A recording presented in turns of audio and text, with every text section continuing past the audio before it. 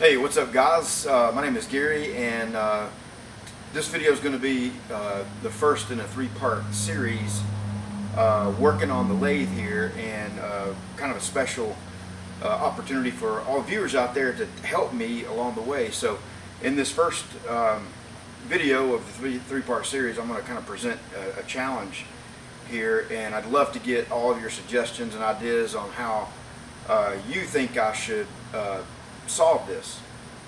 So in a second I'm going to bring the camera and show you close up to what the problem is, and then we'll get on to talking about what the solution is. Alright, well, as you can see, we put a live center in and turned a center down on the collet chuck here, and it's nowhere near lining up. It's about a ½ inch too short. And you guys may remember we purchased this tailstock and replaced the collet, the turret setup that was on the lathe that it came with. And these tailstocks go on eBay for around 800 bucks, and this one showed up for $350, and I got in a hurry. I saw it. I didn't even ask any questions about it. I just bid on it, and or actually it was a buy it now, and I just bought it. And so if a chance to save 500 bucks, I'm always going to do that. Well, long story short, I get it here and fit it up, and it's short, you know, doesn't made up. So and the reason is this is meant for a 10-inch lathe, and we've got a 12.5 inch 10EE, and honestly I didn't even know that there were multiple versions of it. I thought there was only one 10EE. So what are we going to do about it? Well, let's move over and take a look on the bench. Alright, so we got the tailstock taken apart, and this bolt is connected to a cam in there, and you can see the cam action. And what that does is so it mounts up like this. Alright, and then you have this that bolts into the front, and then this guy goes underneath like that and rides on the bottom side of the ways, and when you enact this lever, that pulls this up and engages it into the bottom of the ways and locks it. That's how it locks into place. Alright, so immediately when you talk about adding a spacer in between these two, you're talking about making having this be a ½ inch longer, because it would now be too short. And the same for this piece that goes in there. This would be a ½ inch too short. So making a new one of these, not a big deal, right? It's 1 inch by 1 inch square stock there, and I've got some 1018 cold rolled here that I bought. So we can make a new one of those and just make it a ½ inch longer. Same thing with this. This is 3/4 by 2 inch, and actually some of these parts we can make on the lathe without having a tailstock, because we only need the headstock and the carriage and the cross slide to do basic turning. And we'll cut these threads on there with a die, since we're not really set up for threading on our lathe at this point. So here is the issue though. You see these two tabs, and you see the hole there. There's another one on the other side, and these bolts go in there, and these are adjustment bolts to that's how you adjust the top of the tailstock left and right to get it to your alignment to line up properly. So when you add in the ½ inch spacer, it's going to lower this where this hole intersects, and it's no longer going to be able to hit the threads in these in here. I don't know if you can see that or not, but there's threads right there. All right. So how would you guys fix this? Alright, so we're going to get on with part one, so be thinking about that. And you can tell me what your thoughts are in part one or part two, and by part three we're going to make whatever the permanent fix is, so I'll definitely need to know by then. But so we'll go on and get started with part one. Alright, I lost some footage, but in part one, basically this is some 3/4 inch plate that I cut on the bandsaw, got it to the right dimension, and then did some milling to get this thickness down here to a ½ inch. In fact, I left it 50 thousandths thick. All right. So I do have footage of milling some slots and doing some other work on it, so we're going to go ahead and show you some of that now. Alright, so we got showed you some of the milling. I went ahead and got this mostly milled up here, and 1/2 inch was our target, and we left it about 50 thousandths over on the thickness so we can do some fit up and fine tune it and sneak up on it and not cut it too thin. So the next thing we've got to do to be able to do that fit up is, you can see these 2 holes here. We've got to plunge mill those in. So I'm going to get this fitted up here. It's a pretty snug fit.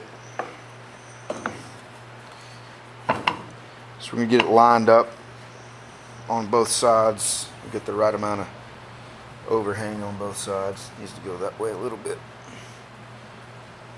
Okay. And then we'll go ahead and mark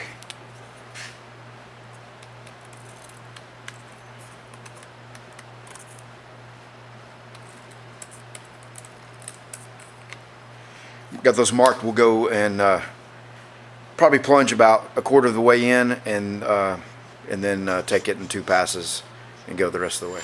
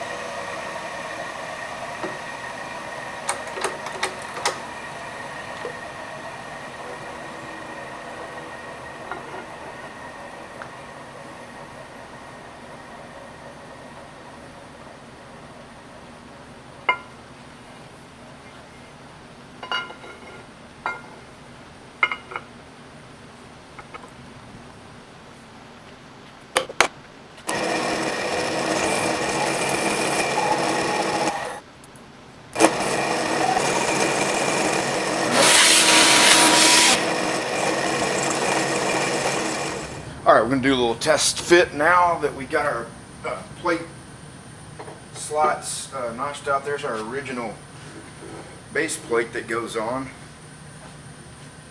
And then here's our spacer plate that we made. You can see that fits in there pretty good.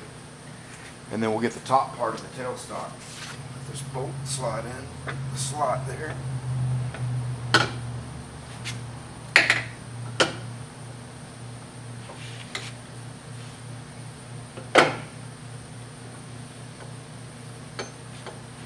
Alright, I'm going to get you turned around so we can get closer here,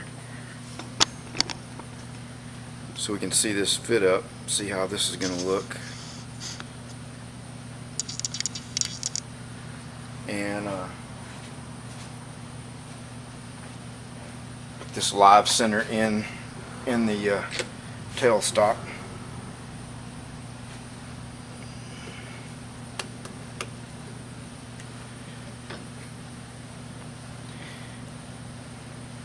As you can see, I don't know if it's showing up on camera, but it's still just a little bit high. You know, I said earlier I left it 50 thousandths high, but it's not. You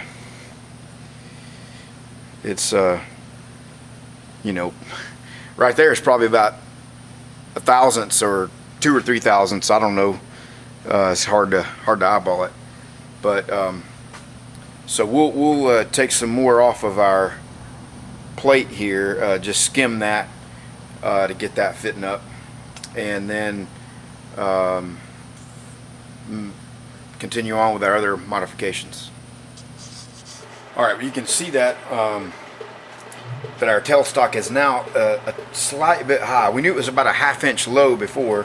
With our 1/2 inch spacer that's 50 thousandths over, it's just a touch high.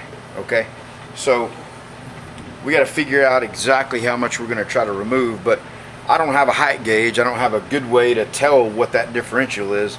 So, and I realize that calipers are not the most accurate way, and there's a lot of room for error in the way I'm doing this. But what I'm doing is I'm getting this caliper from a common base point, which is the cross slide down here. I'm going to move this carriage out a little bit. And that is right on dead center with that. And it gives us 2.83 inches, okay? So, all right, so now we're going to go and check the other side and see how much off it is. I'm going to raise this up to get that dead on the center.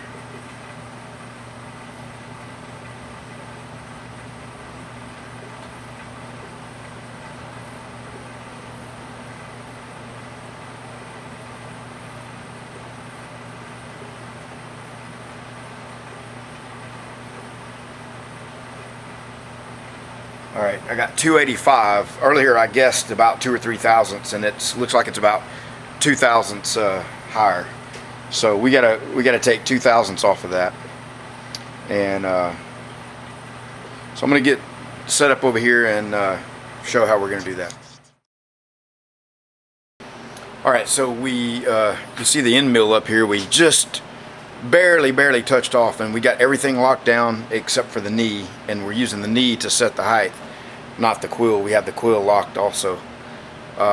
So we're touched off, we're at 0 on the indicator, and we're gonna go to 2 thousandths. So all right, so we're gonna get the machine on, and then we're just gonna bump it down and raise the knee by 2 thousandths.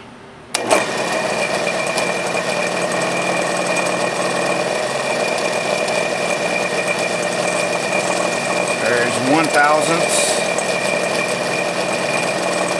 2 thousandths right there. Alright, so we're going to take a skim cut all across the face of it there. And we're using a 1/2 inch high-speed steel end mill. I've got this larger 2-inch face mill that we used for most of the rough milling on it, but this thing, the machine, I don't think it's rigid enough for it, but you know, as I'm milling with it, it tends to want to gouge and dig out, and you know, I think some of the gibs and so forth come loose a little bit, and it doesn't work quite as well in terms of accuracy. So take a little bit longer to do it this way, but we'll get it done pretty quickly.